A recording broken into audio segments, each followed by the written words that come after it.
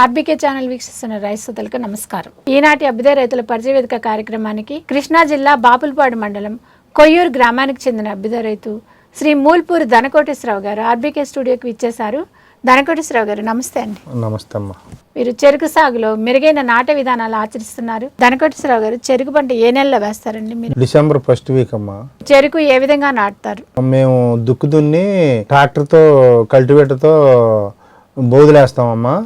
బోధులేసి బోధులంపడ నాటుతాము. మా దగ్గర ఇత్తనం ఉంటది. ఆ ఇత్తనం నరికి లేబర్ వేస్తారు. నాటుకి మొక్క బాగా మొలుసుద్ది, బాగా దిగుబడి వస్తుంది. మేము కలుపు ముందు కొట్టడం వలన దాని వల్ల దిగుబడి తగ్గి పైరు గ్రోత్ తగ్గుతుందని మనం ఈ రకంగా పద్ధతిగా మొట్టమొదటి అట్లా వేస్తున్నామమ్మా. జంట బోధులేసి ట్రాక్టర్ కల్టివేటర్ తో బోధులేసి నాటుతామమ్మా. అది జంటసాల పద్ధతి ఫాలో అవుతున్నారు.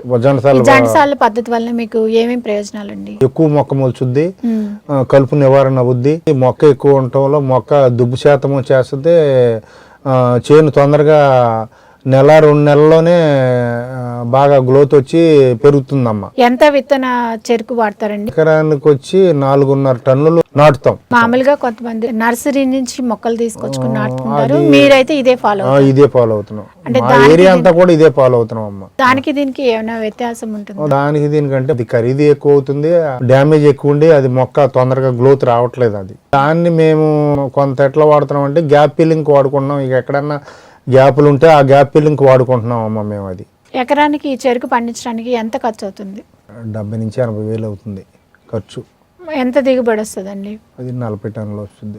ఖర్చులు పాను నికర ఆదాయం ఎంత వస్తుంది మీకు? అదే అంటే ఇప్పుడు ఇచ్చే పద్ధతి ప్రకారం మాకు 3400 ఇస్తున్నారు. 3400 అంటే 40 టన్నులు. దాన్ని బట్టి లెక్కేసుకుని నేను చెప్పిన దాని మీద ఇంకా 4-5 వేలు ఎక్కువే ఖర్చు అవుద్ది కానీ తగ్గదు. చెరుకు మార్కెటింగ్ అక్కడికి సరఫరా చేస్తారు? ఉయ్యూరు కేసీపీగా సరఫరా చేస్తామమ్మా. సబ్సిడీలు అలా ఏమైనా అందిస్తారు? సబ్సిడీలు అంటే టన్నుకు వచ్చి 400 సబ్సిడీ ఇస్తున్నారు. ఇంకా వడ్డీ లేని అప్పు 20,000 రైతుకి కావాల్సిన వాళ్ళకి సప్లై చేస్తున్నారమ్మా.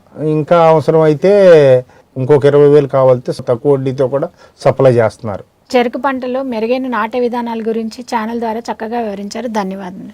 ధన్యవాదాలు.